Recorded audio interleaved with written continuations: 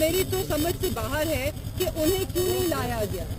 आप एक रूट लगाना होता है, इतना मुश्किल तो नहीं है एक सिक्योरिटी अरेंजमेंट करना, सबके लिए रूट लगते हैं। ये लोग जब इक़्तिदार में थे, जब मेरे वालिद वज़ीर ख़ारजा थे तो तब भी रूट लगता था। आज तो वज़ीर ख़ारजा नहीं है तो आज भी रूट लगा के ले आए उन्हें अदालत। उसी तरह खान साहब को भी रूट लगा के अदालत लाया जा सकता है।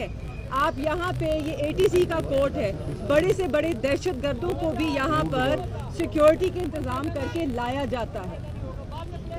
तो नवाज शरीफ साहब को आप देख सकते हैं, कल भी वो गए, आज सुबह को भी वो हाई कोर्ट गए थे। पूरा हाई कोर्ट जो है वो मफलूज कर दिया था, मगर उनके लिए सिक्योरिटी प्रोवाइड की गई जो उनका हक है। हमारा भी वही हक है कि हमें भी उसी तरह सिक्योरिटी प्रोवाइड की जाए और उनको कोर्ट में लाया जाए।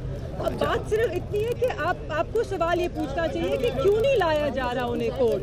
केस तो वही है, इस अदालत में हो कि उस अदालत में हो, तो यहाँ लाने से क्या होएगा? वो किस बात से डरती हैं कि लोग उनके चेहरे देख के क्या हो जाएगा? क्या हो जाएगा अगर लोग उनका चेहरा देख लेंगे? कि उनमें हिम्मत आ जाएगी कि वो सवाल पूछ लेंगे? तो सवाल तो हम अभी भी पूछ रहे हैं ना। जेल ट्रायल में आपको क्या इतराज है? मतलब यहाँ लाना नहीं, उसकी लीगल पहलू भी है। अगर आप लोग उधर हमारे साथ होंगे फिर हमारे लिए बड़ी तसल्ली की बात होगी। अगर आप सारे जितने कैमरे हैं वो कोर्ट के अंदर होंगे फिर हम तसल्ली में हैं।